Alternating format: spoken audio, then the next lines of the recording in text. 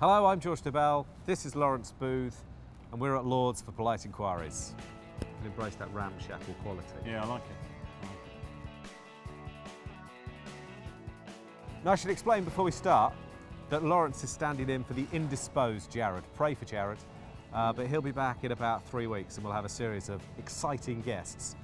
And who better than Lawrence, the editor of Wisden, writer for the Daily Mail, and was available today. So all bases covered. Richard Gillis1 asks, given Kirsten's answer to the ECB, is the IPL now the home to the best coaching talent? In a word, yes, it probably is. It's 10 years ago, I think the England coaching job was still the dream ticket, wasn't it, for coaches? Probably. And you'd probably make the most money by coaching England. India has surpassed it, but the IPL, what you do, 2 months' work, probably a bit of preparation before the tournament starts, a bit of PR, you get paid goodness knows what, probably as much as the full-time coaches of the major test teams get paid, and then you're free for the rest of the other 10 months to do what you want. Are you telling me Moores would have turned down an IPL gig? Maybe he would have done, but not many English coaches would, I don't think. I think a lot of smart coaches probably looked at the England job and thought that is a pretty tough hand to play at the moment. David Seth asks, will the quota system in South Africa, he means, send more international standard players out of South African cricket? Possibly, but I mean, look, South Africa are the world's best test team, aren't they?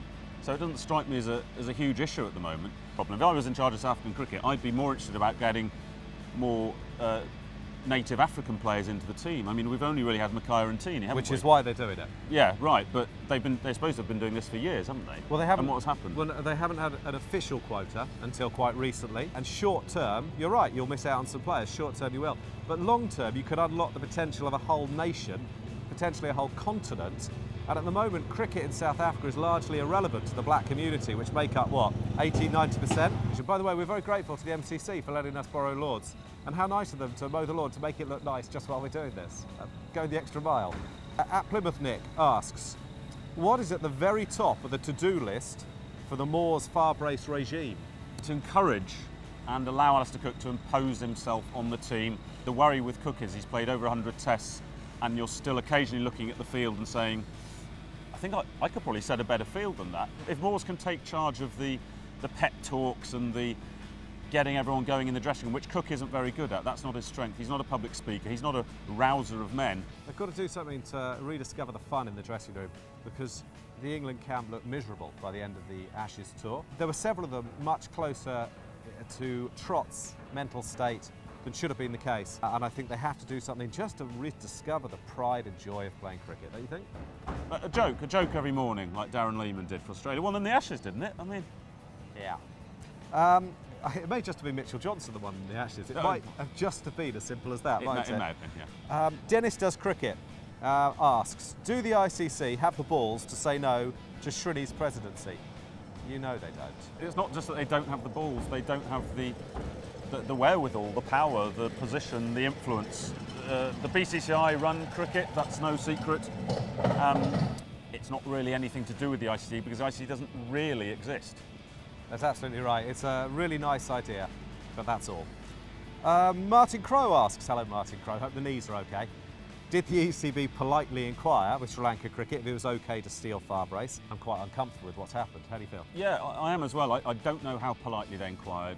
I suspect they didn't ask him to wait until the Sri Lanka series was over. They wanted to get this new setup in place straight away, but if the BCCI had done this to the ECB, we'd all been up in arms. We'd say it was money and power talking.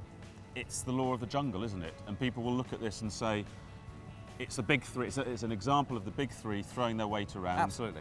Well, it is, isn't it? Well, it They're is, absolutely absolutely steamrolling them. He has just been working with all the players who are about to come here, and he will know all their weaknesses, all their faults, all their strategies, and I just think morally, that's not really right. I think he should have to sit out that series. And in any other business, if you were moving from firms of accountants, I think there would have to be a period of gardening leave or similar.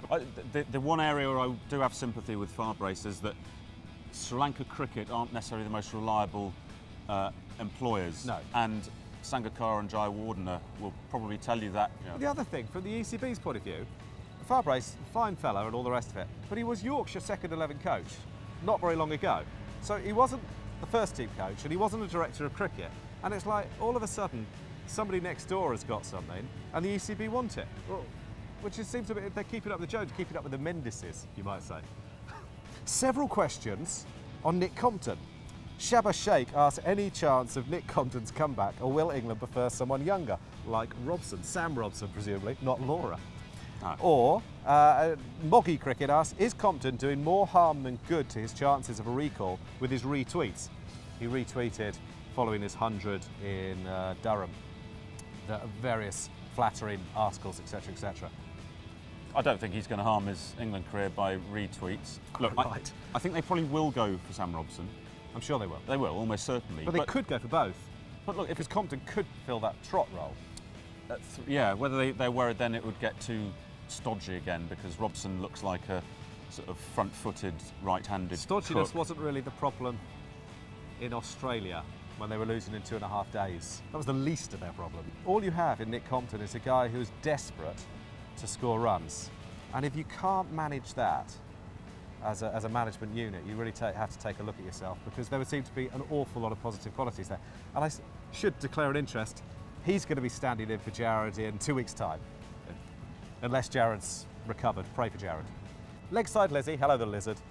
With a coach and an assistant coach, is there a danger that Cook will have no leadership role? Is that a danger? Is that a danger or is it a positive? Cook is essentially Strauss-light, I think, as a captain. I agree, yeah.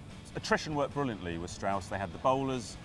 Strauss had that presence and aura to get the best out of the team. Everyone was at the peak of their game. I still think he can be quite a good leader, not in a dynamic way, but as a sort of, he can hopefully unite the dressing room. If he gets rid of everyone he doesn't like, he will. I'm not saying kind of get all funky, because Cook can never be funky, and he said that, and that's absolutely right. You must be yourself. But I'm sure there's a cricketing person in there waiting to get out and sense moments, not go, what the rule book here say? What's plan A? That's not working. Crike, we're in trouble now. I mean, Brad Haddin over the winter was a classic example.